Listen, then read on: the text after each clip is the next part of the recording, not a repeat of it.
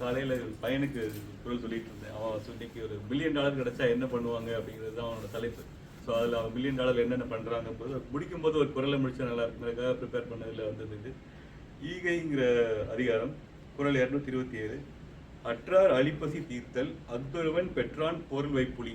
அதாவது வறியவர்களுக்கு வந்து நம்ம உதவணும், அது தெரிஞ்சது எல்லாருக்கும். அதை உதவும் போது நம்ம எப்படி நினைச்சு உதவலாம்னா, பொருள் இருக்கவங்க ஸோ அது வந்து அது ஒரு சேமிப்பு, நம்ம சேமிப்பாக பண்ணுறோம் அப்படின்னு நினச்சி கூட பண்ணலாம் அப்படிங்கிறது அந்த குறளோட பொருள். தேங்க்யூ. இன்னைக்கு காலையில் ரன்னிங், நார்மலாகவே ரன்னிங் போகணுன்னா ஒரு குழப்பம் வரும், போகலாமா வேண்டாமா, குளிரில் போகணுமா இல்லைங்கிற ஒரு குழப்பம் வரும். ஸோ கீழே ட்ரெட்மில்ல ஓடிடலாமாங்கிற மாதிரி ஓடினேன். அது ஓட போனப்போ சரி வெதர் நல்லா இருக்குது, ஃபீல்ஸ் லைக் 31 இருக்குதுன்னு சொல்லிட்டு வெளியே ரன் பண்ணேன். காலையில் ரன் பண்ணும்போது சும்மா நமக்கு சில ஆகா மூமெண்ட்ஸ்லாம் வரும்ல, அதெல்லாம் ஆகா நீங்கள் ரன்னிங் பண்ணி நடக்கும்போதோ இல்லை ரன் பண்ணும்போதோ சில நேரம் இல்லை வேலை பார்த்துட்டு இருக்கும்போது திடீர்னு சம்மந்தமே இல்லாமல் எதாவது தோணும். ஸோ அந்த மாதிரி ஒரு 3 தோணுச்சு, அதை சொல்லலான்னு பார்த்தேன். ஸோ நிறைய இடத்துல ஸ்னோ க்ளீன் பண்ணல இன்றைக்கி ரன் பண்ணும்போது. ஸோ நிறைய இடத்துல பார்த்தா எனக்கு முன்னாடி யாரோ நடந்து போயிருந்தாங்க, இல்லை எனக்கு முன்னாடி யாரோ ஓடி போயிருந்தாங்க. ஸோ எனக்கு முன்னாடி யாரோ ஓடி போயிருந்தாங்க அப்படிங்கும்போது முன்னோடி அப்படிங்கிற வார்த்தை தமிழில் இருந்தது. இதனால வந்திருக்குங்கிற மாதிரி ஒரு வந்துச்சு. அதுக்கப்புறம் ரெண்டாவது, நிறைய இடத்துல ஸ்னோ வந்து ஒரு மாதிரி இது இறங்குற இடத்துல எல்லாம் வழுக்குச்சு, நல்லாவே வழுக்குச்சு, ஏறுற இடத்துல வழுக்கல. ஸோ இந்த எனக்கு என்ன தோணுச்சுன்னா, தண்ணி நிறைய ஓடி இருக்க இடத்துல தண்ணி தேங்கி இருக்கிறதுனால வழுக்குது, தண்ணி இல்லாத இடத்துல வழுக்கல. மேடு வர இடத்துலலாம் ஓடுவோம், இதுலலாம் நடப்போங்கிற மாதிரி ஒரு நானே நம்மளுக்கு ஒரு லெசன் வந்துருச்சுன்னு நினச்சிட்டு போனேன். என்ன ஆயிடுச்சுன்னா, போக வேண்டிய இடத்துல போக முடியல. இது கிராண்ட் ரெவன்யூவில் நிறையா க்ளீன் பண்ணல. ஸோ அப்போ அதுக்கு திரும்பி வர வேண்டியதாக போயிடுச்சு. திரும்பி வரும்போது பார்த்தா அதே தாட்டு தானே, ஏன்னா நம்ம மேடில் ஓடணுன்னா அது பள்ளமாயிரும். ஸோ அப்போ வரும்போது அதில் ஸோ அது வந்து தப்பான தாட்டுங்கிற மாதிரி ஒரு கிளாரிட்டி இருந்துச்சு. ஸோ இது ஒரு ஜஸ்ட் ஒரு ஆகும்.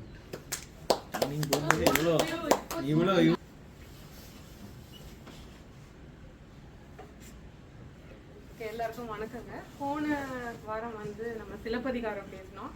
அது முடிச்சு மறுபடியும் உடனே அது தொடர்ந்து எனக்கு மணிமேகலைக்கு ஒரு வாய்ப்பு கிடைச்சிது.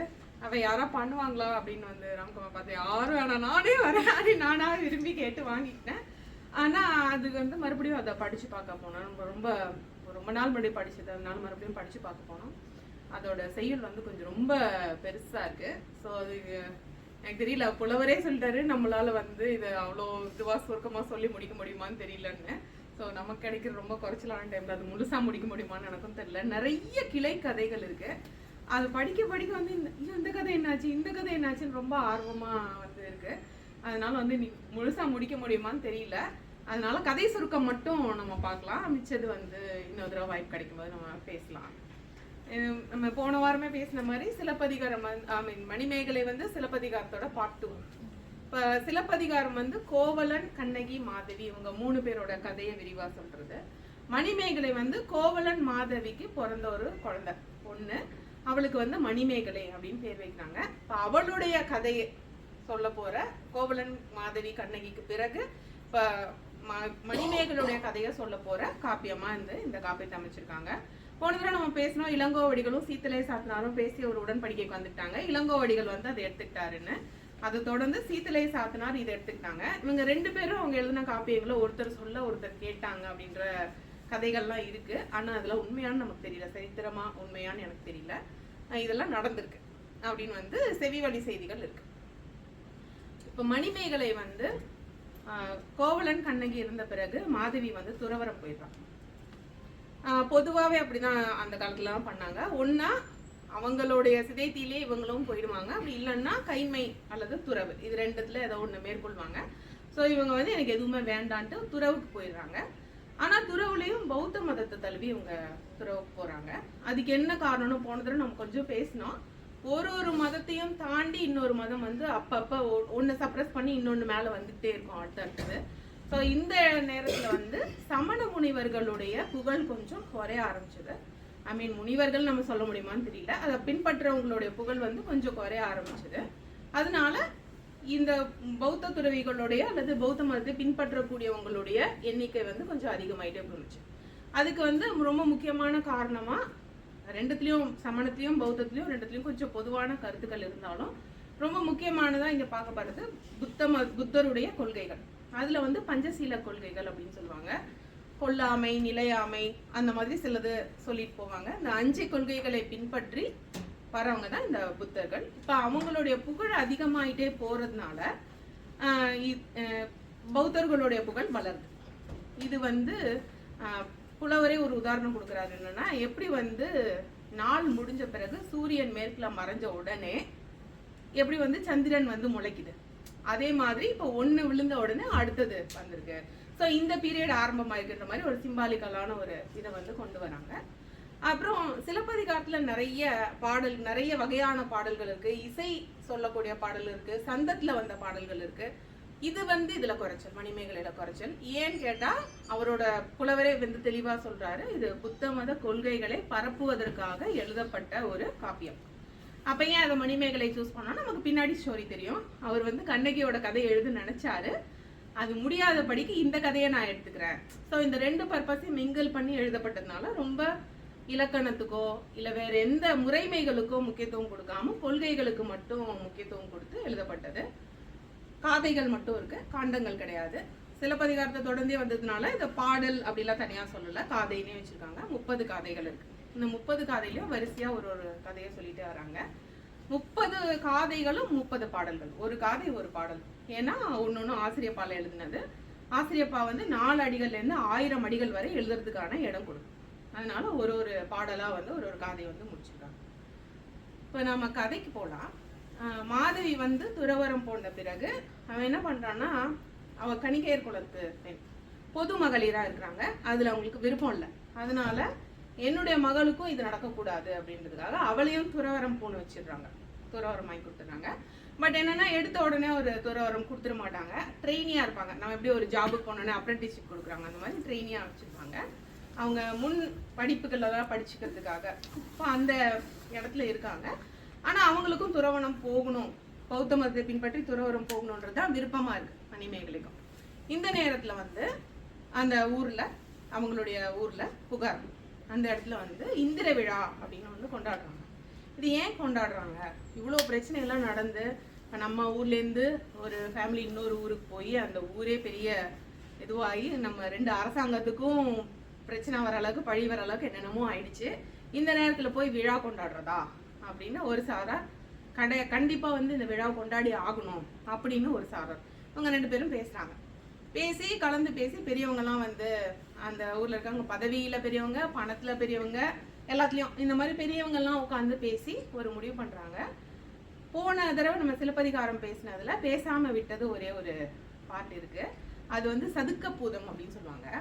அது என்னன்னா காவல் தெய்வம், ஒரு ஒரு ஊருக்கான காவல் தெய்வம். இப்போ அந்த சதுக்க பூதங்கள் 4 திசையில 4 இருக்கும். ஒன்னொன்னுத்துக்கு ஒரு ஒரு வேலை. பொய் சாட்சி சொல்றவங்களை கண்டுபிடிச்சிட்டா அவங்கள அடிச்சு அதை புடைத்துண்ணும் சொல்லுவாங்க, நிலத்தரைந்து புடைத்துண்ணும் சொல்லுவாங்க. அது நான் விரிவா சொல்ல விரும்பல. அது சாப்பிட்டுருமா பொய் சாட்சி சொல்றவங்கள. பிறன்மனை நயத்தல், இந்த மாதிரி 4 காரணருக்கு 4 காரணம் வச்சிருக்காங்க.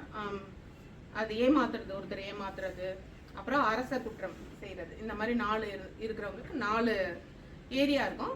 அது வந்து சதுக்கம் சொல்லுவோம். அப்போ நாமெல்லாம் பொதுவாக மெயின் பிளேசஸ்லாம் வந்து ரவுண்ட் ஆனான்னு ஒன்று வச்சிருப்பாங்க. அந்த மாதிரி அந்த காலத்தை வச்சிருந்தது சதுக்கம். அதை வந்து ஸ்கொயரா வச்சிருப்பாங்க போல, அதனால சதுக்கம்னு வச்சுட்டாங்க.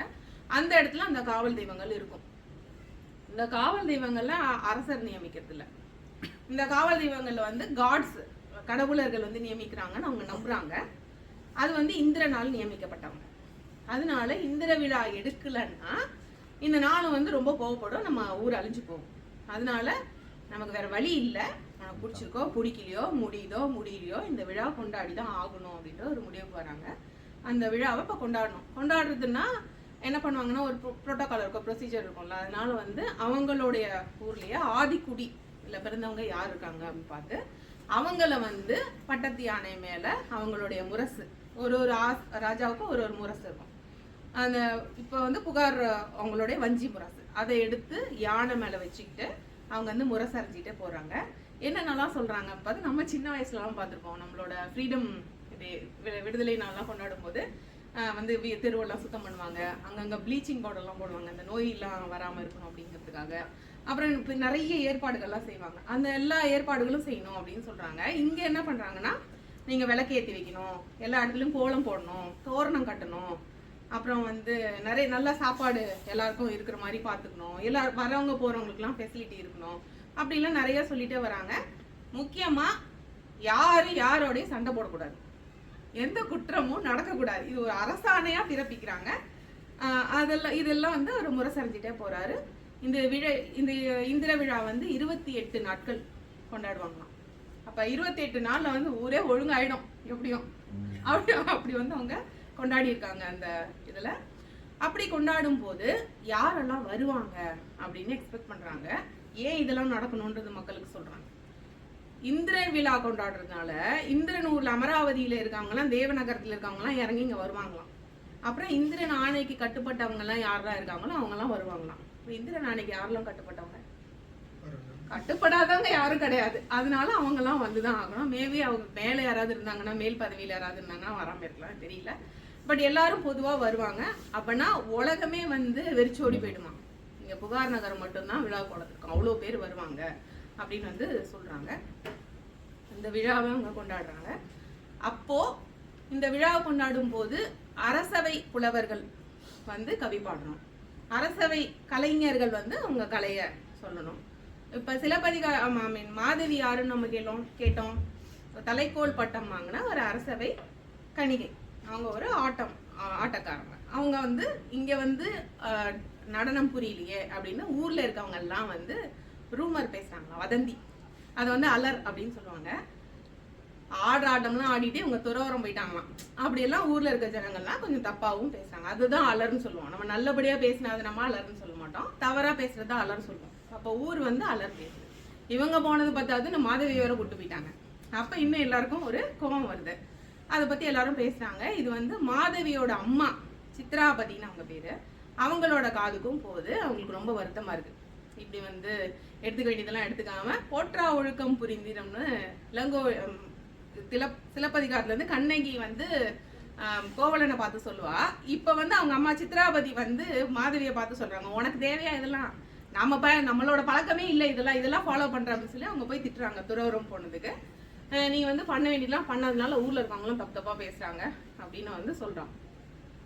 அது யார் சொல்றாங்கன்னா, அம்மா போய் நேரா பொண்ணுகிட்ட பேச மாட்டாங்க, தோழி கிட்ட தான் சொல்லி அனுப்புவாங்க. மாதவியோட தோழி யாருன்னா வசந்த மாலை, அதை வயந்த மாலைன்னு தமிழ் படுத்தி சொல்றவங்க இருக்காங்க. அவங்க போய் பேசுறாங்க, இந்த மாதிரி தூது சொல்றாங்க, இந்த மாதிரிலாம் உங்க அம்மா ரொம்ப வருத்தப்படுறாங்க, நீங்க ஆடுறதுக்கு வாங்க, நமக்கு துறவரம்லாம் வேண்டாம் அப்படின்னு அவங்க சொல்ல வராங்க. கிடையாது, என்னோட வாழ்க்கை வந்து முடிஞ்சிடுச்சு, அதனால என் மகளே வந்து நீங்க சொல்றீங்க இல்லையா அவளும் போகக்கூடாதுன்னு. அவன் என் மகள் கிடையாது, அவ கண்ணகியோட மகள், அவ கற்புக்கரசி கண்ணகியோட மகள். அவ பொதுமகளிரா ஆகிறதுக்கு அவளுக்கு எந்த தகுதியும் இல்லை. அவ ஃபாலோ பண்ண வேண்டியது இந்த துறவரம் தான். அதனால அற ஒழுக்கம் மட்டும்தான் அவ ஃபாலோ பண்ண போறா, வரமாட்டா அப்படின்னு வந்து அவங்க சொல்லி அனுப்புறாங்க. அப்படி சொல்லி அனுப்பும்போது இந்த கோவலனுடைய கதையெல்லாம் வந்து அவங்க வசந்தமாலை கிட்ட சொல்றாங்க. இந்த மாதிரிலாம் எனக்கு ஆச்சு அப்படின்னு மதுரை தெய்வமே வருத்தப்படுற அளவுக்கு எனக்கு ஆயிடுச்சு. அதனால எனக்கு இனிமேல் எந்த இதுவும் கிடையாது, அதனால நான் துறவரம் போறேன். நீ சொல்றல யாரோ ஊர்ல இருக்கவங்கலாம் பேசுறாங்க, அதெல்லாம் கேட்கறதுக்கு எனக்கு வெக்கமா இருக்குன்னு நான் நாணத்தையும் திறந்துட்டேன். துறவு வரும்போதே நான் எல்லாத்தையும் திறந்துட்டேன், நாணத்தையும் சேர்த்து திறந்துட்டேன். ஆனால் நீங்க சொல்றதுனால எனக்கு எந்த பாதிப்பும் கிடையாது, நாங்க இப்படிதான் இருக்க போறோம்னு சொல்லி அனுப்பிச்சிடுறாங்க. அப்ப இது கேட்டுட்டு வந்து மணிமேகலைக்கு ரொம்ப மனசு மறுபடியும் ரொம்ப வருத்தமா ஆகுது. அப்பா இறந்த செய்தியை கேட்டு மறுபடியும் ரொம்ப கண்ணீர் வடிக்கிறாங்க. புத்த பெருமானுக்கு ஒரு மாலை கட்டிட்டு இருக்காங்க. இந்த மாலை வந்து உன்னுடைய கண்ணீர் பட்டு தூய்மை இல்லாம ஆயிடுச்சு, அதனால நீ வேற மாலையை கட்டிட்டு வா, போய் வேற பூவை பறிச்சுட்டு வா அப்படின்னு சொல்லி மாதவி அனுப்புறாங்க. எதுக்குன்னா அவளுடைய மனத்துயரை மாத்துறதுக்காக. அதனால அவங்க வந்து எந்த வனத்துல போய் மலர் பறிக்கலாம் அப்படின்னு கேக்குறாங்க. அது வந்து இப்ப பேசுறாங்க. அப்ப நமக்கு தெரியுது அங்க நிறைய வனங்கள் இருக்கு. ஒன்னொன்னும் இது அரசனுக்கானது, இது கடவுள்ல இருக்க கோயில்ல இருக்க கடவுள்களுக்கானது, இது வந்து துறவு பூண்ட துறவரம் அவங்களுக்கானது அப்படின்னு நிறைய தனித்தனியா வச்சிருக்காங்க. இவங்க பௌத்த மத துறவிகளே வந்து பராமரிக்கிற ஒரு வனம் இருக்குது, அதுக்கு பேரு உவவனம் அப்படின்னு பேரு. உபவனம், அதை மாத்தி உவவனம் அப்படின்னு வச்சிருக்காங்க தமிழ் படுத்தி.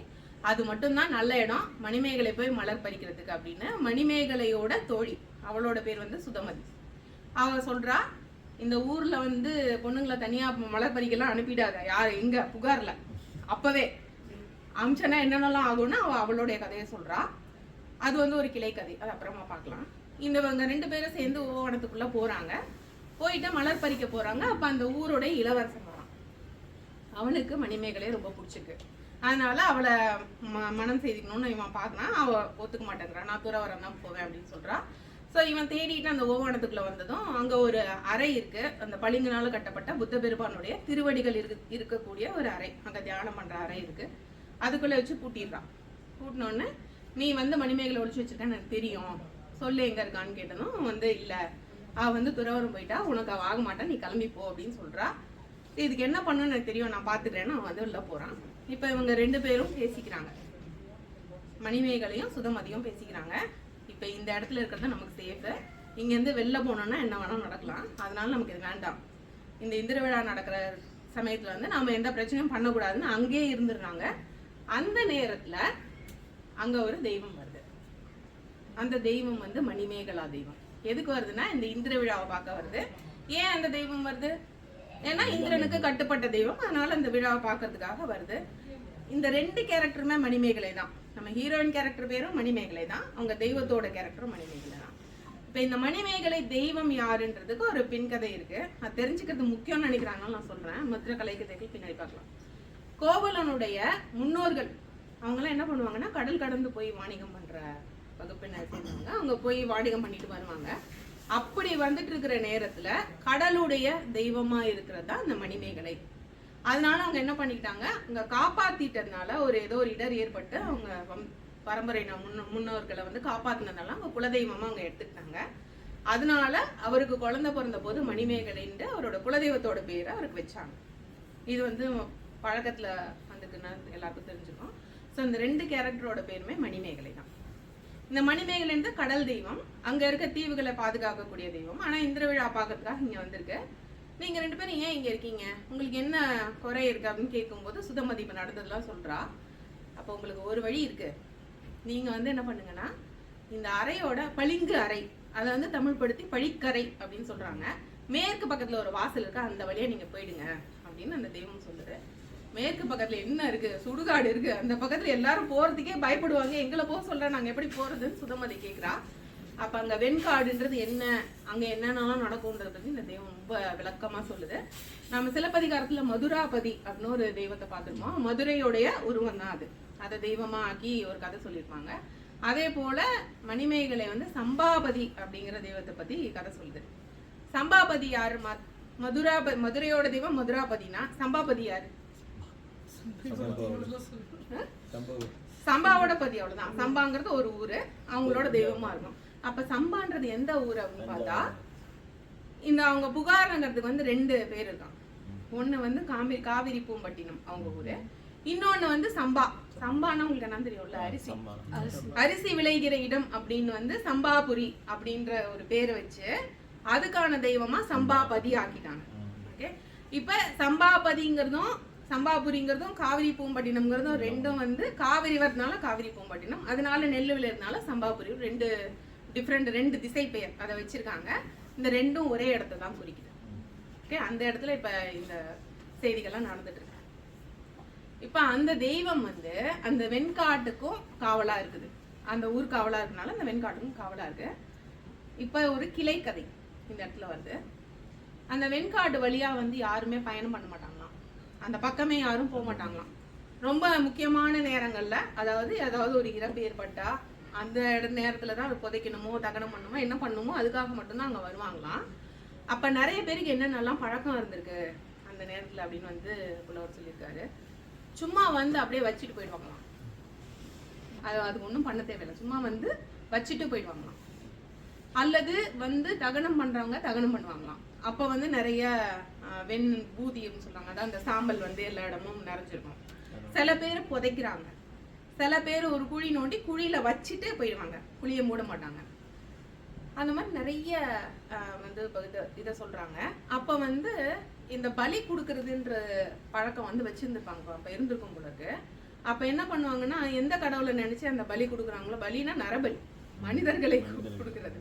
அப்ப அவங்களோட முடியை எடுத்து அந்த மரத்துல கட்டிடுவாங்களாம், அந்த காட்டுல இருக்க மரத்துல கட்டிடுவாங்களாம். கட்டிட்டு தலையை மட்டும் வளர்த்துக்குவாங்களாம், அப்படியே விட்டுட்டு போயிடுவாங்களாம். இந்த மாதிரிலாம் நிறைய சொல்லுவேன், படிக்கும் போது ரொம்ப பயமா இருந்துச்சு, எப்படி எல்லாம் பழக்கம் இருந்திருக்கு அப்படின்ட்டு. இதனால அந்த பகுதியில யாரும் நடமாட்டம் இருக்காது, தாண்டி போக மாட்டாங்க, பயப்படுவாங்க. ஒரு சின்ன பையன் தெரியாம அந்த பக்கம் போயிருக்கான். அந்த பையன் வந்து இறந்துட்டான். ஆனா அவங்க அம்மா வந்து இந்த சம்பாபதிங்கிற தெய்வத்துக்கிட்ட வழக்கு வைக்கிறான். என் பையன் சின்ன பையன், அவனை எப்படி நீ உயிரை எடுக்க முடியும், உயிரை திருப்பி கொடு அப்படின்னு சொல்லி வழக்கு வைக்கிறாங்களாம். அது பெரிய இதுவாக போகுது. அப்புறம் வந்து இந்த சம்பாபதிங்கிற தெய்வம் இந்த மாதிரி வெண்காட்டுக்குள்ள யார் யாரெல்லாம் அதிபதியா இருக்காங்களோ அவங்க எல்லாரையும் கூப்பிடுறாங்க. இவங்க யாராவது ஒருத்தர் உன் மகனோட உயிரை திருப்பி கொடுத்துடலான்னு முடிவு வந்தா நான் கொடுத்துட்றேம்மா, நான் சொல்லலான்னு சொல்லாத அப்படின்னா இப்போ ஒரு பொதுவான கருத்து வச்சிருக்காங்க. அந்த தாய்க்கு அந்த நீதி கிடைக்கல. அவங்க புரிச்சுக்கிட்டாங்க, ஓகே இதுதான் வந்து பொதுவாக நடக்கக்கூடிய நீதி, இதை நம்ம மாற்றக்கூடாதுன்னு நினச்சிட்டு அவங்களும் அங்கேயே உயிரை விட்டாங்கன்ற ஒரு கதையை சொல்லிட்டு, அப்பேற்பட்ட சம்பாபதி தெய்வம் வந்து பாதுகாக்கிற இடம், அதனால நீங்க பயப்படாம போங்க அப்படின்னு சொல்றதை கேட்டிருக்கும் போதே சுதமதி மயக்கம் போட்டான். இப்ப இந்த தெய்வத்துக்கு ஒரு குழப்பம், இவளை நம்பி இவளை விட்டு போலான்னு பார்த்தா இவ மயக்கம் போட்டு விழுந்துட்டா இப்ப நம்ம என்ன பண்றதுன்னு இருந்துச்சு. இந்த மணிமேகலை வந்து தெய்வம் வந்து மணிமேகலையை தூக்கிட்டு போய் மணிப்பல்லவம்ன்ற அதோட தீவு, அது காவல் காக்குற ஒரு தீவு இருக்கு, அந்த தீவுல வச்சுக்கிச்சு. அங்க விட்டுட்டு இங்க வந்துட்டு மறுபடியும் சுதமதி எழுப்பி 7 நாள் கழிச்சு உங்க வீட்டுக்கு வந்துருவா, கவலைப்படாத வீட்டுக்கு போ அப்படின்னு சொல்லி அனுப்புறா. அவங்க அம்மா கிட்ட கேட்டா நான் என்ன பதில் சொல்றதுன்னா, அதுக்கு ஒரு அடையாளம் சொல்லுது. கோவலனுக்கும் மாதவிக்கும் இந்த குழந்தை பிறந்தப்போ எனக்கு பூசை வச்சாங்க. அன்னைக்கு வந்து அவளோட கனவுல நான் சொன்னேன், காமனுக்கு எந்த வேலையுமே இல்லாம செய்யற அளவுக்கு ஒரு துறவரம் போற ஒரு அறமகளை பெற்றெடுத்தான்னு ஒரு ஆசீர்வாதம் கொடுத்தேன், அதை சொல்லு, நான் தான் அவளுக்கு தெரியும், 7 நாள் கழிச்சு வருவான்னு நான் சொன்னேன்னு சொல்லு, அவள் நம்புவா அப்படின்னு சொல்லி அனுப்பிடுறாங்க. அந்த நைட் அங்கேயே ஸ்டே பண்ணிட்டு அடுத்த நாள் காலையில எந்திரிச்சு போய் அவங்க அம்மா கிட்ட இந்த கதையெல்லாம் சொல்றா. ஆனா எல்லாருக்கும் வருத்தம், வருவாளா வரமாட்டாளான்னு தெரியல, என்ன ஆகும் தெரியலன்ற வருத்தத்துல எல்லாரும் இருக்காங்க. தெய்வமே சொல்லிச்சு வேற என்ன பண்றது அப்படின்ட்டு வந்து வெயிட் பண்ணிட்டு இருக்காங்க. இந்த நேரத்துல அவளுக்கு மணிப்பல்லவ தீவுல என்னெல்லாம் நடக்குது, அவ எதுவுமே பார்த்த மாதிரி புதுசா எதுவுமே பழகுன மாதிரி இல்லை, எல்லாமே ரொம்ப புதுசா இருக்கு. இந்த தாவரங்கள் மலர்கள் எல்லாமே புதுசா இருக்கு, நிறைய அதை பத்தி வர்ணிக்கிறாங்க. அப்படி சுத்தி சுத்தி வரும்போது அங்க ஒரு ஒரு ஆறு, பொய்கை அப்படின்னு சொல்றாங்க. பொய்கைன்னா தடாகத்தை சொல்றாங்களா எதுவான்னு தெரியல, ஆற்றுல தாமரைகள் இருக்குமான்னு எனக்கு தெரியல, ஆனா அவங்க பொய்கைன்னு சொல்றாங்க, அது நதியான்னு தெரியல, ஆனா தாமரைகள் இருக்குன்றாங்க. அதனால நான் ஒரு தடாகம் மாதிரி நான் ஒரு மனசுக்குள்ள நான் நினைச்சிருக்கேன். அந்த தாமரைகள்லாம் இருக்கு, அதை அப்படியே பார்த்துட்டு சுத்தி வரா. அங்க வந்து ஒரு புத்தருடைய திருவடிகள் அங்க இருக்கு, அதனால அதை தொட்டு வணங்குறா.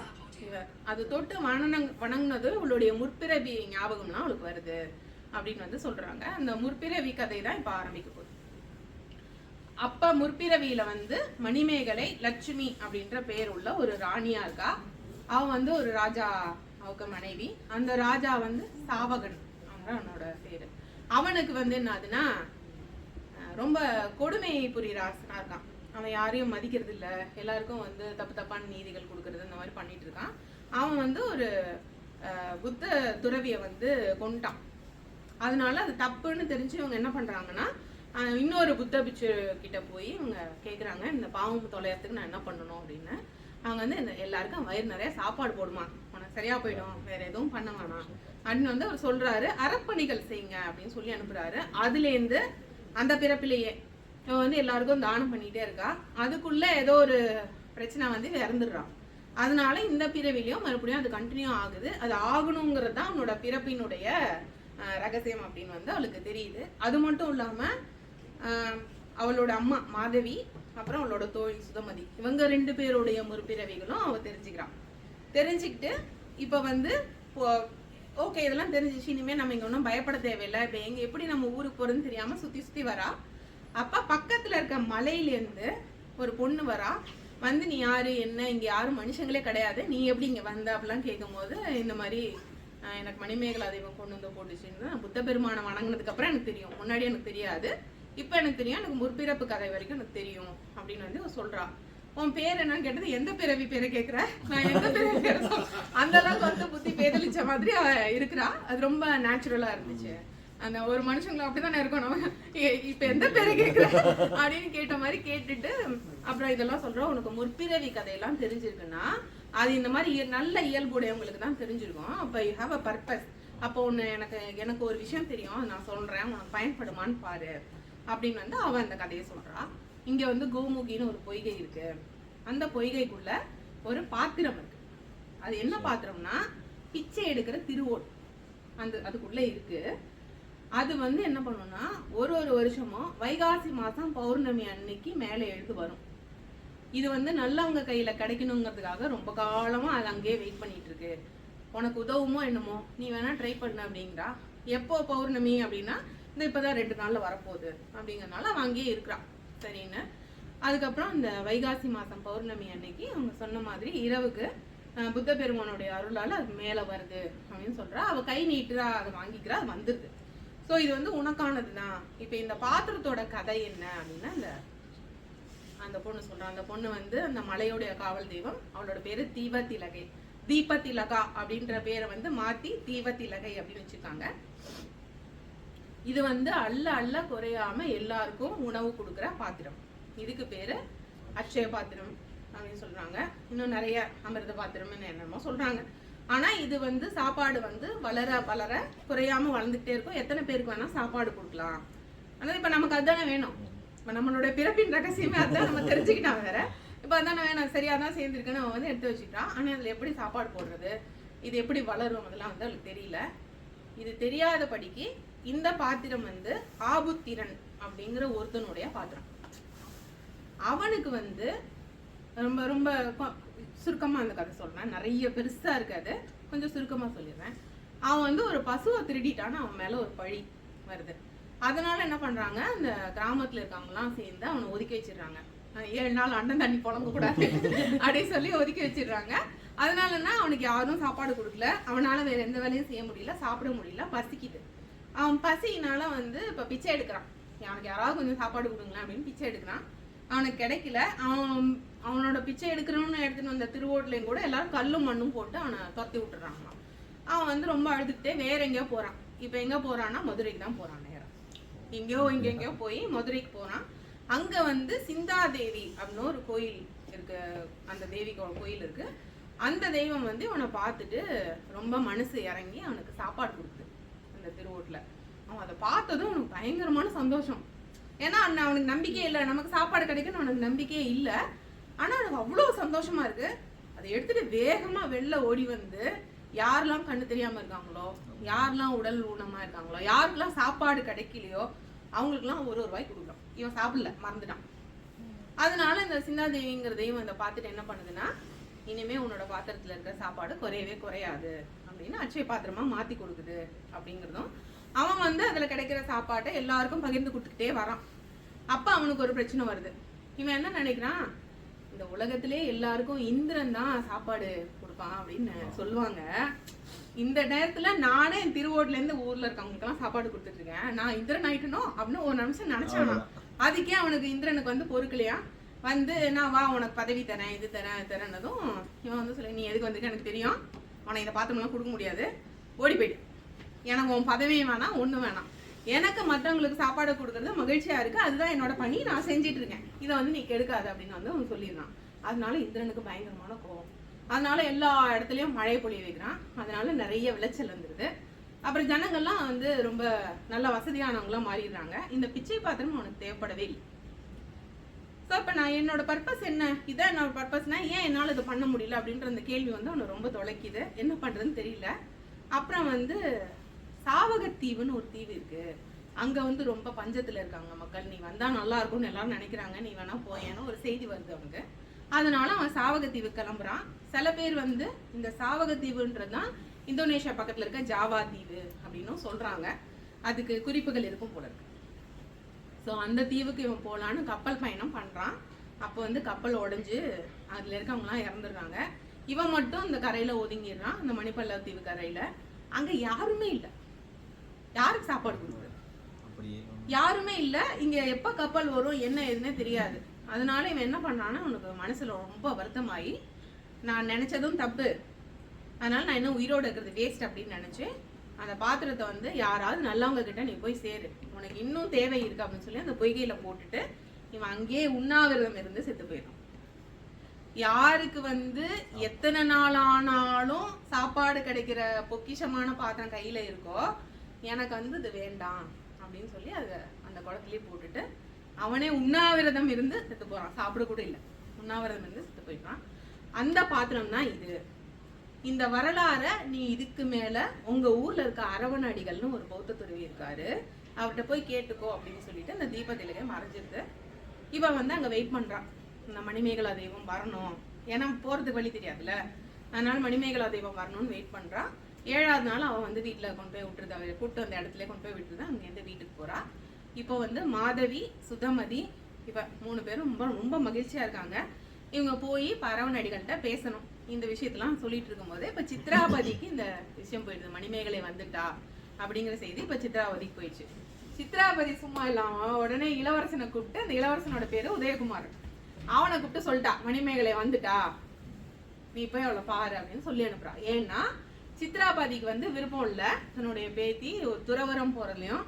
ஆனா துறவரம் போறதுலயும் கல்யாணம் ஆகாம குழந்தைகள் இல்லாம எதையுமே பண்ணாம வெறும் துறவியா போறது சரியில்லை அப்படின்னு அவளுக்கு ஒரு நினப்பு இருக்கிறதுனால நீ அவளை போய் பார்த்து கல்யாணம் பண்ணிக்கோன்னு சொல்லி அவ அமுச்சு விட்டுறா. இந்த நேரத்துல அவங்க வராங்க. இப்ப இந்த பிரச்சனை எல்லாம் நடக்க போது இப்ப அரவணடிகள்கிட்ட போய் இந்த விஷயத்தெல்லாம் சொல்றா. இப்ப சொல்லும் போது எனக்கு இந்த மணிமேகலை தெய்வம் வந்து 3 மந்திரங்கள் கொடுத்து, ஒண்ணு வந்து இந்த பாத்திரத்தை எடுத்துட்டு போகும்போது உனக்கு இதே மாதிரி நிலைமையில எப்போதுமே இருக்க முடியாது, அதனால உனக்கு பசி இல்லாம இருக்கிறதுக்கு ஒரு மந்திரம் தரேன். அவளுக்கு பசிக்காது, அந்த பாத்திரம் அவளுக்கு தேவைப்படாது, அந்த மாதிரியான ஒரு மந்திரம் தரேன், அதை நீ பயன்படுத்திக்கலாம். இன்னொன்னு, நீ நிறைய இடங்களுக்கு பயணம் பண்ண வேண்டியிருக்கும், அதனால ஆபுத்திரன் மாதிரி எங்கேயாவது உழுது செத்துடாத அப்படிங்கிறதுனால உனக்கு வான் வழியாக பயணம் செல்லக்கூடிய ஒரு மந்திரம் அது ஒண்ணு கொடுக்குறேன். இப்ப 2 ஆச்சு, பசி இல்லாம இருக்கிறதுக்கு ஒண்ணு, வான் வழியா பயணம் பண்றதுக்கு ஒண்ணு. இன்னொன்னு, அந்த சோழர் இதுல வந்ததுனால அந்த டச் பண்ணி ஒரு விஷயம் சொல்லுது. பழமொழின்னு ஒரு நூல் இருக்கு, அதுல வந்து ஒரு பாட்டு வரும், சின்ன பாட்டு, நரை முடித்து சொல்லால் முறை செய்தான் சோழன் குலவிச்சை கல்லாமல் பாகம்படும் அப்படின்னு. இந்த கரிகால் சோழன் வந்து சின்ன வயசுல இருக்கும்போது அவனுக்கு பட்டம் கட்டிட்டாங்க, ராஜாவாயிட்டான். அவங்க கிட்ட வந்து ஒரு பெரிய வழக்கு ஒண்ணு வருது. வர்றவங்க 2 பேரும் ரொம்ப வயது முதிர்ந்தவங்களா இருக்காங்க, நரை உடையவங்களா இருக்காங்க. அவங்க வந்து பார்த்துட்டு, இவன் ராஜாவா, இவன் இந்த வழக்குக்கு என்ன தீர்ப்பு சொல்ல போறான், இவ்வளவு சின்ன பையனா இருக்கான், நம்ம வந்த வேலையை பார்த்துட்டு போயிடலாமான்னு அவங்க 2 பேரும் சமரசம் பேசுற அளவுக்கு அவங்க வச்சுக்கிறாங்க. இதை பார்த்துட்டு அந்த சின்ன வயசுல இருக்க கரிகால் சோழன் என்ன பண்றான்னா, இல்லைங்க நீங்க சொல்றது கரெக்டு, நான் ரொம்ப சின்ன பையனா இருக்கேன், என்னால இந்த மாதிரி இதுக்குள்ள ஜட்ஜ்மெண்ட்லாம் கொடுக்க முடியாது, நான் போயிட்டு எங்க தாத்தா ஒருத்தர் இருக்காரு அவன் அனுப்பி வைக்கிறான்னு சொல்லிட்டு அவன் போயிடும். போயிட்டு இவன் மாறு வேடம் பூண்டு இவன் வரான். வந்து இவங்க என்ன கேஸ் கொடுத்தாங்களோ அதை வந்து வழக்கு தீர்த்து வச்சிடறான் உடனே. இது வந்து ஒரு பெரிய விஷயமா சொல்லுவாங்க. ஆனா இந்த வழக்கு என்னன்னு நானும் விழுந்து விழுந்து தேடிட்டேங்க, எங்கேயுமே கிடைக்கல. இது என்ன வழக்குன்னு யாரும் சொல்ல மாட்டாங்க. ஒரு வழக்கு இருந்துச்சுன்றாங்க, எனக்கு தெரியல, யாராவது தெரிஞ்சா எனக்கு சொல்லுங்க. அதனால அதை டச் பண்ணி உனக்கு வந்து உருமாறக்கூடிய மந்திரத்தை ஒண்ணு தரேன்.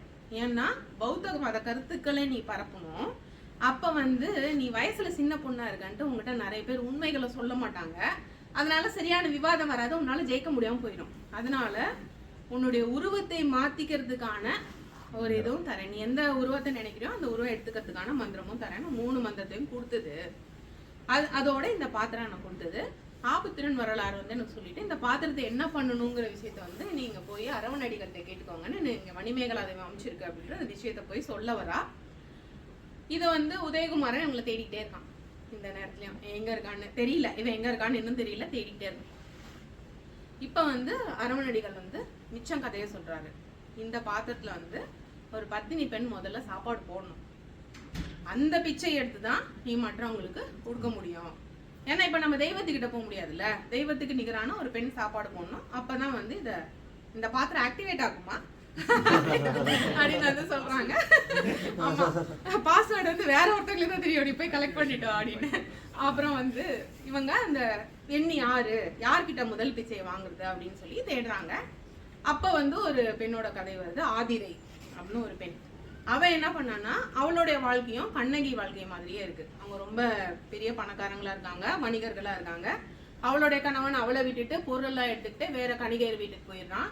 இவ வந்து என்னுடைய கணவர் வருவாருன்ட்டு ஒரு 10-12 ஆண்டுகள் தவம் இருக்கிறா, நம்ம வரணும் அப்படின்ட்டு. அவ ஒரு தடவை வந்து எல்லா பொருளையும் எழுந்துட்டு மறுபடியும் வராங்க. வந்துட்டு நான் இந்த மாதிரி ஒன்று பண்ணிட்டு தவிக்க விட்டு நான் போனது என்னோட தப்பு, நான் மறுபடியும் போய் பொருள் சம்பாதிச்சு வரேன்னு இவர் வந்து போறாரு. போற நேரத்துல அவர் போன கப்பல் உடஞ்சிருது. எல்லாரும் கணவன் இறந்துட்டான் அப்படின்னு சொல்லிடுறாங்க. இவன் நம்பல, இருந்தாலும் என் கணவன் எப்படி இருந்தாலும் வருவான் அப்படின்னு சொல்லிட்டு இவன் நம்பிக்கையோட இருக்கா. அந்த நம்பிக்கை வந்து பழிச்சது. ஒரு நாள் அவரும் வந்தாரு. வந்ததுனால அவங்க ரொம்ப நல்லா வாழ்ந்தாங்களாம், முன்ன இருந்ததை விட ரொம்ப நல்லபடியா வாழ்ந்தாங்களாம். இதை பார்த்துட்டு என்ன நினைக்கிறாங்க, இவங்களுக்கு நல்ல ஊழ் இருக்கு அப்படின்னு ஜனங்க எல்லாரும் நினைக்கிறாங்க. அதனால நீ அந்த பொண்ணுகிட்ட போய் முதல் பிச்சை வாங்கிக்கோ அப்படின்னு சொல்றாரு அரவணடிகள். அதனால இப்ப அவங்கள பாக்குறதுக்கு போறா. பாதிரையோட வீட்டு பக்கத்துல இன்னொரு பொண்ணு இருக்கா. அவளோட பேரு காயச்சண்டிகை. எல்லாரும் வரவங்க பூரா மதுரைக்கே தான் வருவீங்களா, புகாருக்கே தான் வருவீங்களா அப்படிங்கிற மாதிரி. அந்த பொண்ணு வந்து எங்கேயோ இமயமலை சாரல்ல பிறந்து வளர்ந்த பொண்ணு காயச்சண்டிகை அப்படின்ற அந்த பொண்ணு. அவளோட கணவன் பேரு காஞ்சனன். அவங்க 2 பேரும் ஊர் சுற்றி பார்க்கணும்னு அவங்களுக்கு ரொம்ப விருப்பம் சின்ன வயதுலயே. அதனால அவங்களுக்கு நிறைய பொருள் இருக்கு. அதனால அவங்க ஊரா போய் அந்த ஊர்களுடைய அழகெல்லாம் பார்க்கணும் அப்படின்னு போற நேரத்துல நடந்து போயிட்டு இருக்கும்போது பாறை மேல ஒரு பழம் இருந்துதான். அது என்ன பழம் என்ன ஏது யாருக்குமே எதுவுமே தெரியல. அது தெரியாம அவன் மிதிச்சிட்டாளாம் அந்த பழத்தை. அதனால அந்த பழம் வந்து ஒண்ணும் இல்லாம ஆயிடுச்சு, உருகுலைஞ்சு போயிடுச்சான். இப்ப இந்த பழத்தை பெட்டர் மாஸ்லேட்டே தான் வேணுமா அப்படின்னு கேக்குற அளவுக்கு இந்த பழத்தை சாப்பிட்றதுக்குன்னு 12 வருஷமா ஒரு முனிவர் தவம் இருக்காராம். அதனால இந்த பழத்தை சாப்பிடுறது, இந்த பழத்தை போய் நீ பண்ணிட்டே, இந்த பழம் என்னன்னு உனக்கு தெரியுமா, நான் 12 வருஷமா இதுக்காக தான் பசியா இருக்கேன் அப்படின்லாம் சொல்றாரு. அவளுக்கு என்ன பண்றதுன்னு தெரியல. எனக்கு தெரியலங்க, உனக்கு வந்து ஒரு பழத்தோட மதிப்பு இவ்வளவுதான், உனக்கு அது மதிப்பு தெரியல, சாப்பாடுன்னா என்னன்னு தெரியல, பழம் என்னன்னு தெரியல, பசின்னா உனக்கு என்னன்னு தெரியல, அதனால இந்த பிடி சாபம் அப்படின்னு சொல்லிட்டு அவருக்கு ஒரு யானை தீ அப்படிங்கிற ஒரு இதை கொடுத்துடுறாரு. என்ன சாப்பிட்டாலும் பசிங்கிறதே அடங்காது அப்படிங்கறத வந்து கொடுத்துட்டாரு. அந்த சாபத்தை கொடுத்துட்டாரு. இப்போ கொடுத்துட்டு அந்த ஆள் செத்து போயிட்டாரு. வேற சாபம் கொடுத்தா அது ஒரு வழி கொடுக்கணுமா இல்லையா, அது சொல்லாம செத்து வேற போயிட்டாரு. இப்ப அவளுக்கா பசிக்குது, என்ன பண்றதுன்னு தெரியல. அவங்க எல்லாரும் எங்க சாப்பாடு கிடைக்கும் அப்படின்னு சொல்லிட்டு தேடி இங்க வந்து வெயிட் பண்ணிட்டு இருக்காங்க. இந்த ஊர்ல தான் நமக்கு சாப்பாடு, இந்த வியாதி தீர்றதுக்கான ஒரு இடம் மருந்து கிடைக்கும் அப்படின்னு சொல்லி இந்த ஊர்ல வந்து வெயிட் பண்ணிட்டு இருக்காங்க. இதுதான் காயச்சண்டிகையோட கதை. இப்ப இந்த மணிமேகலை வந்ததும் ஆதிரை வந்து அதுல அன்னமிடுறா, பிச்சை போடுறா.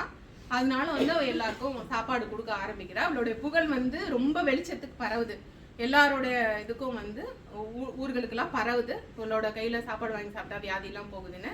காயச்சண்டிகை வந்து அவள்கிட்ட சாப்பாடு வாங்கி சாப்பிடுறா. அவளோட வியாதி வந்து சொன்ன மாதிரி குணமாயிடுது.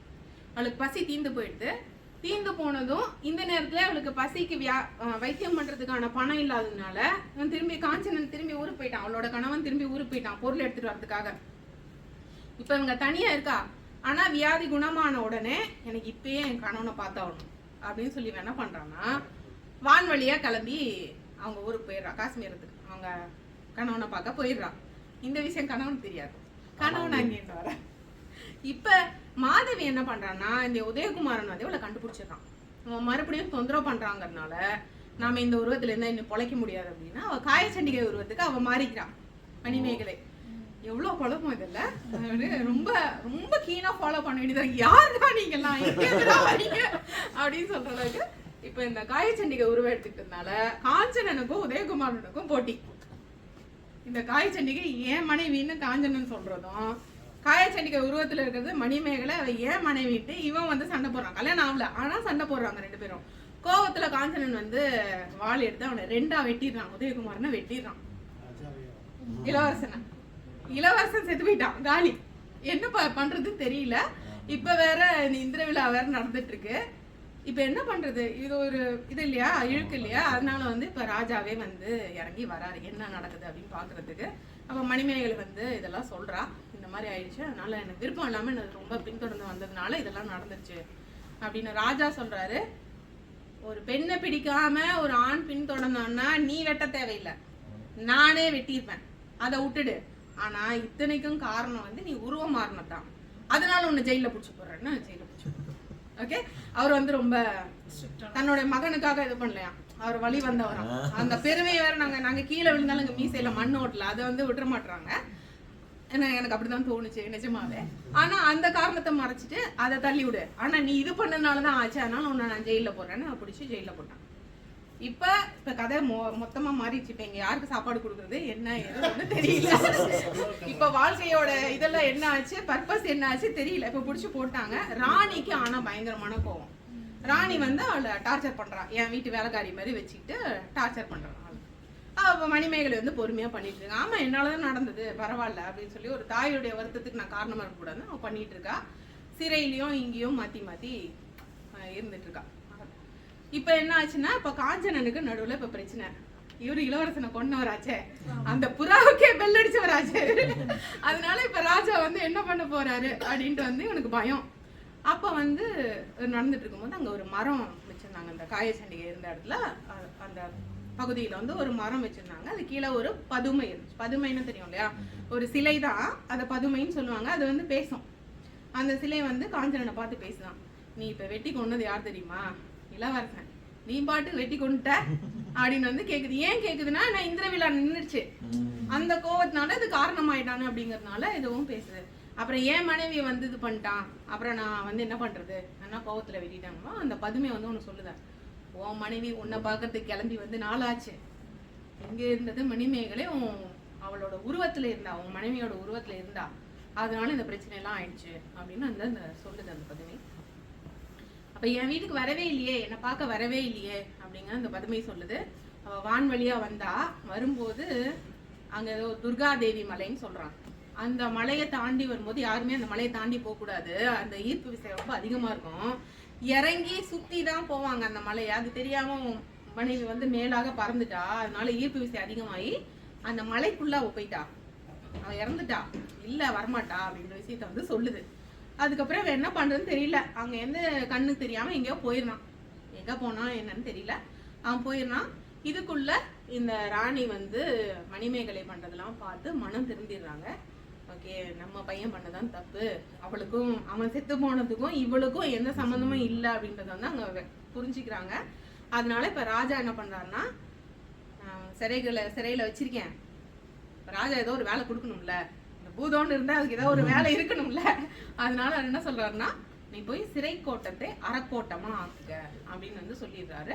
அதனால அவங்க சிறையில இருந்தவங்களுக்கு எல்லாம், அந்த ஊர்ல சிறையில இருந்தவங்களுக்கு எல்லாம் புத்தருடைய கொள்கைகளை பரப்பி பசிப்பினி தீர்த்து அவங்க வந்து சிறை கோட்டத்தை அறக்கோட்டமா ஆக்குனாங்க அப்படிங்கறதோட கதை வந்து முடிஞ்சிருது. அப்புறம் மணிமேகலை என்ன ஆனாங்க, அந்த பாத்திரம் என்ன ஆச்சு அதெல்லாம் நமக்கு தெரியல. மேபி இன்னொரு லெஜெண்ட் எழுதுறதுக்கான ஒரு பார்ட்டி போடுறதுக்கு ஒரு வாய்ப்பு வச்சிருக்காங்கன்னு நினைக்கிறேன். அதை வச்சு லகரம்னு ஒரு படம் எடுத்தாங்கன்னு நினைக்கிறேன்ல. அந்த பாத்திரம் வந்து இப்ப கிடைச்சதுன்னா ரொம்ப பிரச்சனை தான் ஆகும், அதனால பையன் இருக்காது, எல்லாம் அடிச்சுக்கிட்டு தான் சாவாங்க, போருக்கு இது காரணமாயிடும் அப்படின்னு சொல்லி அதை டெஸ்ட்ராய் பண்றாங்க அப்படின்னு சொல்லி ஒரு படம் வந்துச்சுன்னு நினைக்கிறேன். அழகரம்னு ஒரு படம் தான் நினைக்கிறேன். ஸோ அந்த மாதிரி ஒரு பார்ட் 3க்கு ஒரு வாய்ப்பு இருக்கு, நீங்க அதை கூட முயற்சி பண்ணலாம். அதான் இதோட இந்த கதை சுருக்கம் வந்து முடியுது.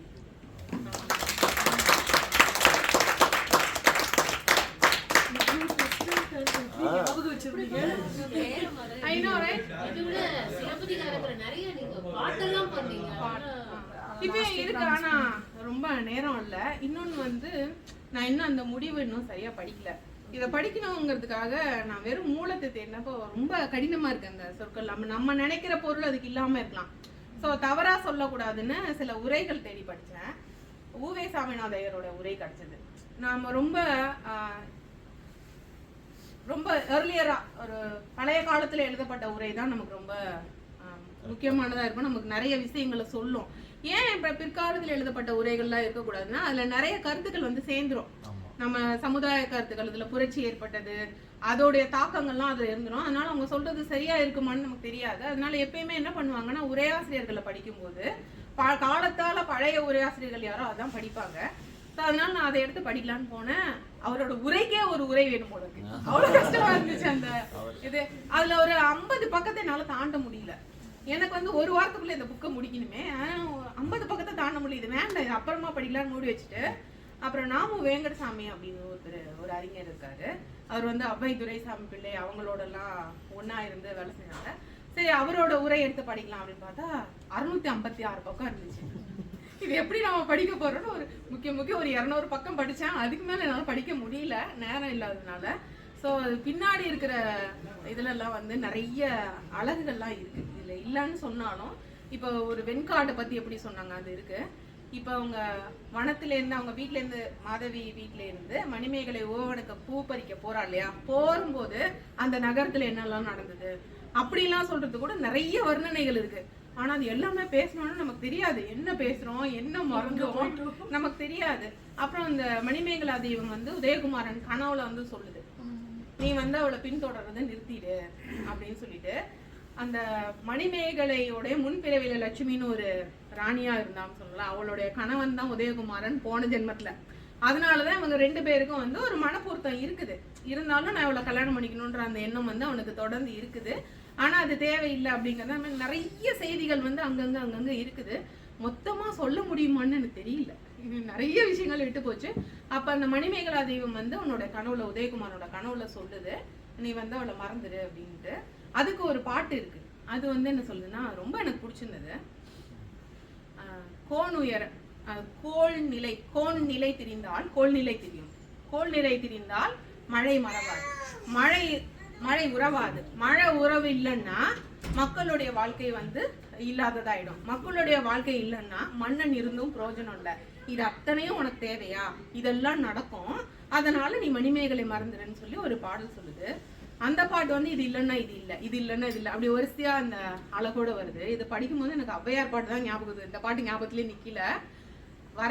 வானுயர வரப்புயரும், வரப்புயர நீருயரும், நீருயர நெல்லுயரும், நெல்லுயர குடி உயரும், குடி உயர கோன் உயர்வான் அப்படின்னு வந்து லாஸ்ட் அதை முடிப்பாங்களா, அந்த ஸ்டைல்ல இது பாடல் இருந்தது.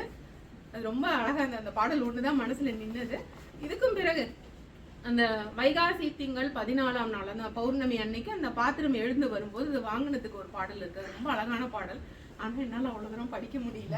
அது இன்னொரு நாள் வாய்ப்பு கிடைக்கும் போது நான் படிக்கிறேன். நீங்க எல்லாரும் படிங்க, எல்லாருமா சேர்ந்து படிக்கலாம். நிறைய செய்திகள் விட்டு போயிருக்கு. இப்பயும் கூட நிறைய கிளை கதைகள் இருக்கு. இன்னுமே நிறைய கதைகள் வந்துட்டே இருக்கு. அது முற்பிறப்பி கதை, அவங்களோட ஃப்ரெண்டு கதை எல்லாம் வந்துட்டே இருக்கு நிறைய. ரொம்ப அழகா இருக்கு ஆனா அந்த கதை. ஆனா 30 பாட்டுக்குள்ள எப்படிதான் எழுதி முடிச்சாங்கன்னு எனக்கு நிஜமா தெரியல. 30 பாட்டுல இருந்து நீங்க பாட்டு எடுத்துட்டு உரை படிப்பீங்களா? அப்படியா?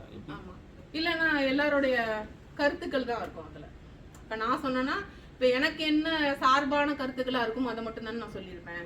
அதனால நம்ம அந்த மாதிரி கட்டுரைகள் படிக்கிறது இல்லை. மூலம் எடுத்துக்கிட்டு அதோடைய பொருள் உரை யார் எழுதியிருக்காங்களோ அதை மட்டும் படிக்கிறது. இப்ப அதான் ஒரு பாட்டுங்கிறது எவ்வளவு பெருசு இருக்கும், அதுக்கு உரை எவ்வளவு. அதான் அதோட இலக்கணம் வந்து ஆசிரியப்பா இலக்கணம். 30 காதைகள், ஒரு காதை ஒரு பாட்டு தான். ஒரு பாட்டு மேக்ஸிமம் 1000 லைன்ஸ் இருக்கும். ஆனா அதுல எத்தனை லைன், ஒரு காதையில எத்தனை லைன் இருக்குன்னு எனக்கு தெரியல. அதுக்கு உரை ஓகே 1000 லைன்ஸ். ஆனா முறை 656 பக்கம் தானே சொல்றீங்க. ஆமா ஆமா, ஒரு பாட்டு 4 முதல் 1000 அடிகள் இருக்கலாம். அதே ஒரே பாட்டு அந்த மாதிரி 30 பாட்டு 30,000 தான். கௌசிக் கம் ஆன், கொஞ்சம் கடினமா தான் இருக்கு. இல்ல சீரியஸான கதையா தான் நீங்க கேட்டா ரொம்ப காமெடியான கதை போல. ஐயோ நான் மாத்திட்டேன். அப்போ அது என்னோட தப்பு தான். அது கூட எனக்கு எந்த குறையும் கிடையாது. அதுல அவர் சீரியஸா தான் எழுதியிருக்காரு. நான் ரொம்ப தூக்கம் வந்துட கூடாது அப்படிங்கிறதுக்காக இல்ல சீரியஸ்னஸ் தெரிஞ்சிச்சு. சீரியஸ்னஸ் புரியுது. நீங்க சொல்ல போது இப்ப நாங்க 2 பேரும் தெரிஞ்சிட்டு இருந்தோம். சரியா சூப்பரா. ஆமா, அப்படி நினைச்சதானே படிப்பீங்க. அப்புறம் நம்ம டாக்க நிறைவேறல அப்படின்னு படிக்கணும்ல. கரெக்ட் தான். ஏன்னா வந்து இது வரைக்கும் நீங்க இது வரைக்குமே நவீன கதைகள் மட்டுமே படிச்சுட்டு இருந்தாங்களே, ஒருவேளை அந்த பக்கமும் படிக்கலாமோ, உள்ள கதைகள் இருக்கோன்னு நீங்க சீரியஸ்லி எனக்கும் அதை படிக்கும்போது எண்ணம் வந்தது. அதான் நாம வந்து படிமங்கள் அப்படிலாம் சொல்றாங்கல்ல, சிறுகதை படிக்கும்போது சிறுகதை அப்ரோச் பண்ணும்போது இதெல்லாம் இருக்கு, இப்படி எல்லாம் இருந்தா அது நம்ம இப்படி அணுகணும் அப்படின்னு நிறைய சொல்றாங்க. அப்படி பார்க்க போனா அந்த எல்லா டெக்னிக்கும் யூஸ் பண்ணி எழுதப்பட்ட காப்பியமா தான் எனக்கு தோணுது. அதுல படிமங்களும் இருக்கு, அங்க சூரியன் மறைதான், இங்க வந்து சந்திரன் எழுதான், அதனால சமணம் மறைஞ்சு புத்தம் தோன்றியதுங்கிறதுக்கு சிம்பாலிக்கா இது இருக்குதான், என்னென்னமோ சொல்றாங்க. இவங்க இது எந்த காலத்துல இருந்தது அப்படி தெரியலையே அப்படிங்கிற மாதிரி எனக்கும் நிறைய அந்த மாதிரி டெக்னாலஜி இருக்கு. இல்லன்னு சொல்றாங்க, ஆனா இருக்கு. அப்ப நம்ம இவ்வளவு இருக்கும்போது இப்ப ஒரு இலக்கணம் தெரியாம இதை அணுக முடியுமா? முடியும். இதுல வந்து இலக்கணம் வந்து ரொம்ப குறைச்சலா யூஸ் பண்ணிருக்காங்க. இல்ல அதெல்லாம் தெரிஞ்சாதான் நம்ம அதை ஃபீல் பண்ண முடியுமான்னு கேக்குறேன். முடியும்.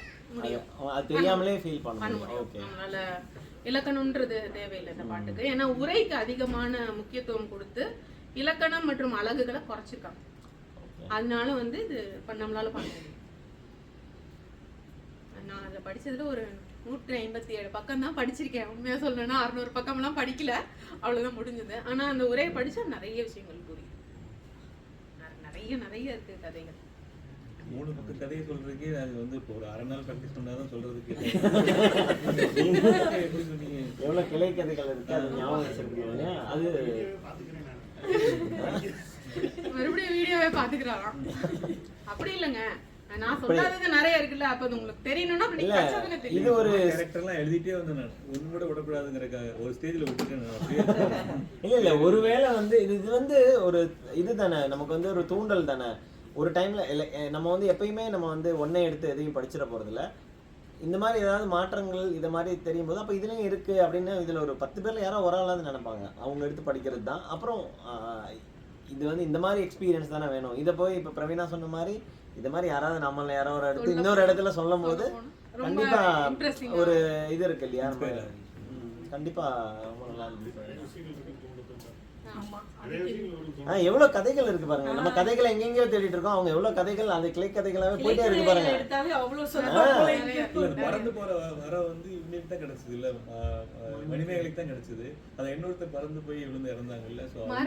இல்ல பறந்து போற இல்ல, அவங்க வந்து வான்வழியா போயிட்டாங்க. அந்த அந்த டைம்ல எல்லாருமே அந்த எல்லாருமே பிரைவேட் ஜெட் வச்சிருந்தாங்க.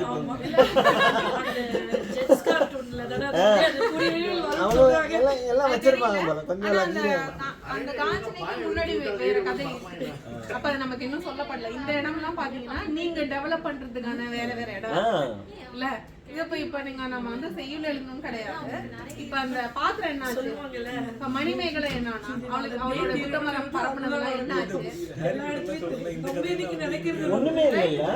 நீங்க நிறைய இடங்கள் அதுல இருக்கு. நம்ம பார்ட் 3 பார்ட் 4 போட்டு போய் சொன்ன மாதிரி நீங்க இப்ப சிலப்பதிகாரமும் மணிமேகலையும் சொல்லும் போது மணிமேகலையில இந்த பாத்திரமும் நமக்கு மணிமேகலை பத்தி மட்டும்தான் சொல்லியிருப்பாங்க. அதை தாண்டி நம்ம ஸ்கூல்லயுமே பெருசாலாம் இல்லை. அப்போ இது ரெண்டையும் கனெக்ட் பண்ணி இவங்களுக்குள்ள நமக்கு வந்து மாதவி கேரக்டரையே நம்ம வந்து சிலப்பதிகாரத்தில் ரொம்ப இதாக தான் சொல்லியிருப்பாங்க. இதெல்லாம் கேட்கும்போது அப்போ எவ்வளோ பெரிய கதைகள் இல்லையா. அவர் சொன்ன மாதிரி ஹாரி பாட்டர்லாம் ஒன்றுமே இல்லை. நீங்கள் டீட்டெயிலாக போகுதுல பௌத்த மதத்தில் பரப்பியிருக்காங்க நிறைய இருக்கு, தனியா இருக்கு. அது வந்து பௌத்த பெருமான் கொள்கைகள் தனியா இருக்கு, பௌத்த தர்மம் தனியா இருக்கு, பௌத்த சரித்திரம் தனியா இருக்கு. அதான் இல்ல இந்த இந்திரவிலா சொன்னாங்க இல்லையா. ஒரு சின்ன சந்தேகம், நான் ஒரு சில புத்தகங்களை படிச்சிருக்கேன் பௌத்த மதத்தை பத்தி. இப்ப நீங்க சொன்னீங்கல்ல முற்பிறவி அப்படின்னு சொல்லி வந்துச்சுல்ல, இப்ப தாய்லாந்துல நிறைய விதமான பௌத்த மதங்கள் இருக்கு. அவங்க எல்லாம் வந்து முற்பிறவியல்ல நம்பிக்கை இல்லாதவங்க. அப்படிப்பட்ட நான் நினைச்சுக்கிட்டு இருந்தேன் புத்த மதம்னா முற்பிறவியில நம்பிக்கை இல்லாத கொள்கைகள் அப்படின்னு நினைச்சுக்கிட்டு. ஆமா இருக்கு, அதுல ரெண்டு நீங்க சொன்ன மாதிரி நிறைய பௌத்த மதங்கள் இருக்கு. அதுல முக்கியமானது 2 பிரிவு. ஒண்ணு வந்து ஹீனயானம், இன்னொன்னு மகாயானம். இது 2ல இருந்து கிளர்ச்சி வந்ததுதான் மிச்சம் எல்லாமே. இதுல வந்து எது முதன்மையானதுன்னு தெரியல, எது காலத்தால முந்தையதுன்னு எனக்கு தெரியல. ஒரு சாரார் வந்து கடவுள் இல்லை அப்படின்னா, முற்பிறவி அடுத்த பிறவி அதெல்லாம் கிடையாது அப்படின்னா, இந்த பிறப்புல நாம என்ன பண்றோம், இந்த உயிர் வாழ்க்கையோட இணைஞ்சு நம்ம என்ன பண்றோம் அப்படிங்கறதுதான் நம்மளுடைய வாழ்க்கைன்னு முடிச்சுக்கிறாங்க. ஒரு சிலர் வந்து புத்தர் தான் கடவுள், அவருக்கே யாகம் வளர்க்கறது, அவருக்கே பூஜை பண்றது, அந்த மாதிரி எல்லாம் பண்ணிட்டு இருக்காங்க. அவங்களுக்கு வந்து இறை நம்பிக்கையும் இருக்கு, முற்பிறப்பு அடுத்த பிறப்புன்ற நம்பிக்கையும் இருக்கு. அது வந்து இந்த மணிமேகலையில சொல்லப்பட்டிருக்கு. அந்த இரண்டாவது இன்னொரு வகையான இருக்கலாம். அதை அப்படியே எடுத்துக்கிறதுக்கான வாய்ப்பு இருக்கு. அங்க அந்த இடத்துலயும் நீங்க கதை டெவலப் பண்றதுக்கு இருக்கு. ஒரு முனிவர் வந்து பழம் சாப்பிடல போனார்ல, அவர் யாருன்னு நமக்கு தெரியாது. அங்க நீங்க டெவலப் பண்றதுக்கான ஏரியா இருக்கு. இல்ல 12 வருஷத்துக்கு ஒரு தடவை வருமா குறிஞ்சி பூ மாதிரி 12 வருஷத்துக்கு ஒரு தடவை வெயிட் பண்ணிட்டு இருந்திருக்கேன். கல்லு மேல சும்மா இருந்துச்சு, காலையில தட்டி விட்டு போச்சு. அது ஒரு குத்தமாயான அதுக்கு அந்த பொண்ணு பாவம். இப்ப அந்த மாதிரி நிறைய இருக்குல்ல. இப்ப அந்த பசி அந்த அந்த டிசீஸ் முடிஞ்சு போச்சுன்னு மணிமேகலை சாதம் போட்டோம்னா அது முடிஞ்சிடுச்சுன்னு சொல்றாங்கல்ல. இப்ப அந்த மாதிரி இப்ப காயச்சண்டிகைக்கு அந்த மாதிரி வேற யாருக்குமே அது இல்லையான்னு அது நம்ம தேடணும்னா அப்ப நிறைய ஸ்டோரிஸ் இது வந்து முடியவே முடியாது போல கண்டிப்பா வந்துகிட்டே இருக்குங்க. அதாவது நீங்க நான் சொல்றது கேட்டு நீங்க எழுத முடியலங்கன்னா படிக்கவே முடியல, அவ்வளவு வருது வந்துட்டே இருக்கு. அடுத்து பார்ப்போம் இந்த கதை என்னாச்சு, அந்த கதை ஃபாலோ பண்ண முடியல. அதாவது நம்ம இங்க பேசணுமே நம்ம மறந்துடுவோம் அப்படின்னு சொல்லிட்டு நான் உட்கார்ந்து எழுத ஆரம்பிச்சேன். ப்ரிப்பேர் பண்ணி வச்சுக்கலாம்னு வெறும் பாயிண்ட்ஸ் எழுத ஆரம்பிச்சேன். அந்த பாயிண்ட்ஸ் 8 பக்கத்துக்கு மேல போயிடுச்சு. இதுக்கு மேல சொல்ல முடியாது அப்படின்னு வந்து வாய்ப்பே இல்லை. அந்த ஒரு எனக்கு நாள் வந்து இது முடியலனால இதை படிச்சு ஆகணும்னு 6 மணிக்கு போய் ரூம்குள்ள கதை சாத்திக்கிட்டேன். என்ன ஆச்சு, எந்த டைம் முடிஞ்சதா முடியலையா, கிளாஸ்ல இருந்து வந்தாங்களா சாப்பிட்டாங்களா எதுவும் தெரியாது. 11:45 கதை திறந்து பார்க்கும்போது அந்த அளவுக்கு இன்ட்ரெஸ்டிங்கா முடியல. இருக்கு. அவ்வளோ படிச்சாலும் முடியல. 150 பக்கம் தான் படிச்சிருக்கோம். அதுக்கு மேல அதை படிக்க முடியல. இன்னும் நிறைய இருக்கு. இதை படிச்சா இன்னும் நமக்கு நிறைய கதைகள் வரும். ஜாகிரபிக்கல் ஏரியாவும் நிறைய நிறைய சொல்லியிருக்காங்க. சிலப்பதிகாரம் சொன்னீங்கல்ல, மொத்த கதையுமே தமிழ்நாட்டுக்குள்ள நடக்கிற மாதிரி தான் இருக்குன்னு சொன்னீங்கல்ல. இது கொஞ்சம் விரிவடைது. இமயமலை வருது, ஜாவாத்தீன் வருது, இந்தோனேஷியா வருது, ஜாகிரபிக்கல் ஏரியா விரிவடையுது. இதெல்லாம் சிம்பாலிசம் தான் இல்லையா? இங்கெல்லாம் புத்த மதம் பரவ போகுது. அதோட சிம்பாலிசம் தான் இல்லையா? இதை நம்ம கண்டினியூ பண்ணலாம் அடுத்த இன்னும் வரும் வாரங்கள்ல எப்படின்னு. உண்மையிலே ரொம்ப நல்லா இருந்தது. ஆனால் எனக்கு அந்த இந்திரவிழா வந்து ரொம்ப கியூரியஸாக இருந்தது. அதெல்லாம் படிக்கணும்.